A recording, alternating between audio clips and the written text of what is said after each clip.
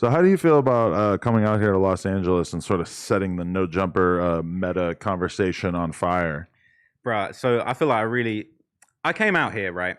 And I have been following the No Jumper Reddit very closely because I'm a Reddit boy. I'm on Reddit constantly. Right. I'm all over Reddit, all different subreddits. And I know a lot of the hosts will say like, F the Reddit and shit.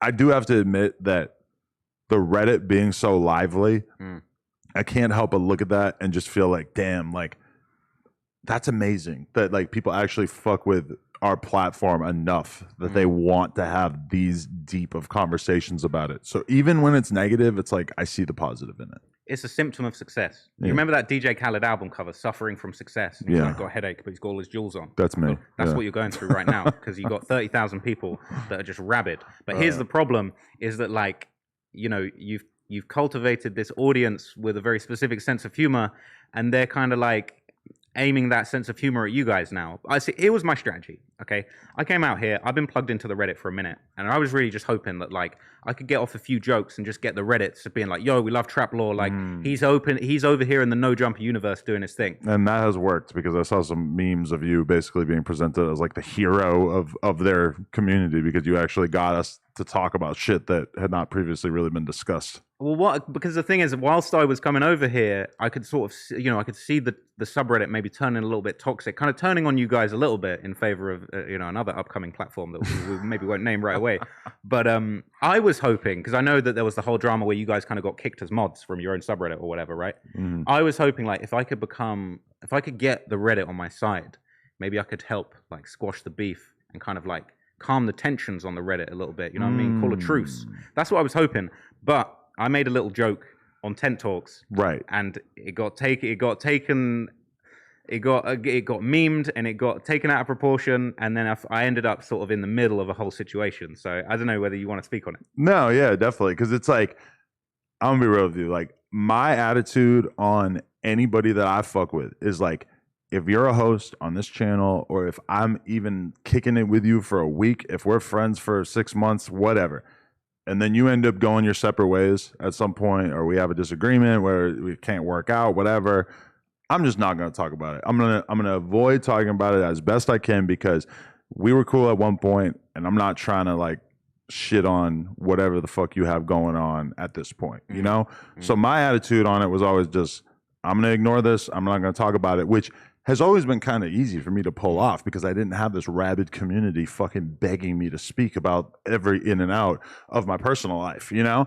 And so, yeah, I just think it's hilarious that you fucking showed up, clearly didn't get the memo of us trying to avoid talking about this and that. Well, I saw the clip of T-Rail saying that, what was he saying? Like, he also didn't get the memo, so he was speaking on it before everyone had a chance to not speak on it. So well, he's always looking at anything that seems like it's a, we're kind of avoiding conflict, and he's like, ooh, how do I spice this up? How do I get in there and sort of make this happen? That is kind of what the people are trying to see. Yeah. Unfortunately. But I didn't come here and intend to stoke beef. I was really just hoping to like slip a few jokes in to make them like me. And it kind of backfired. You turned Yuriy into a shooter.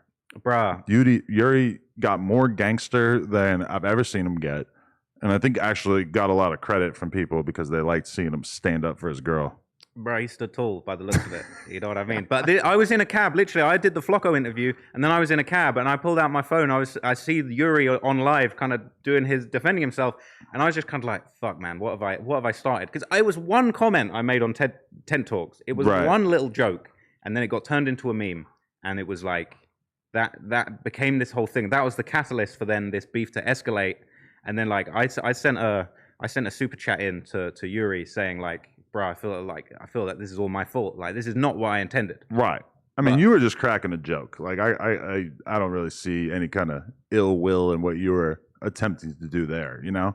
I mean, the whole thing is like, once the audience gets the idea that they can really impact you and your life and the content or whatever, then they'll attempt to do so, you know? And so it's like, I think a lot of podcasters and stuff at a certain point kind of realize that they shouldn't maybe be like, speaking about their community constantly because the community is going to get the feeling that like they can kind of pull the strings or whatever, even if that is clearly the case, like us talking about it right now.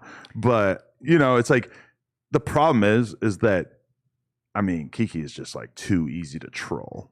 Like he's just going for it. Somebody made that fucking video and he's just falling for it right away. And it's like, bro, you can't like he's so far away from where he needs to be at in terms of not letting these motherfuckers get to him. And they see the soft target and they're just on it. And here's the problem. The memes that they're making in the subreddit are hilarious. Oh yeah. And that theme song, bro, I've been hearing that theme song in my dreams. That is the hardest beat I've ever heard. I know, and I have to come in here every day and just act like I don't think it's fucking hilarious and just avoid talking about it, yeah.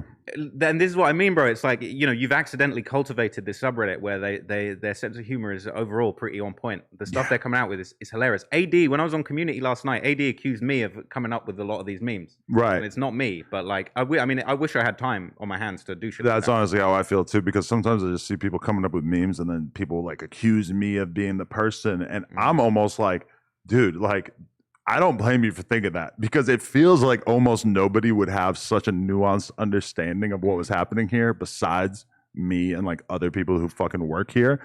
I can't even imagine the idea of making an alternate fucking Reddit account. Never mind like making memes, which I'm glad I don't have a reputation for making memes in the past because at least that gives me a little bit more plausible deniability. But yeah, like, I mean, I don't blame the people for trying to pull the fucking strings because it's working. They're high production value memes too, bro. They're like fully animated memes, bro. I don't know. Like someone must have a team or some shit working on these because it's like they're putting together good stuff. They're basically doing the marketing for. But we met some of our meme pages while we were on tour. So Crip _ Tick I see that one. was like front row at the New York show. And he's got like a fucking big ass mustache and shit, hella funny looking. But he's also like funny as fuck when we were talking to him and shit. Like, I don't know what he does that allows him enough free time to be able to do this, but we were all hypothesizing, and I was just like, dude, I guarantee he's got like an overnight job or something where it's like no big deal for him to be on his phone, and he's just able to put together these fucking masterpieces, you know?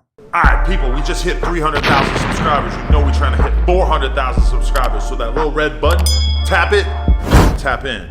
Appreciate y'all.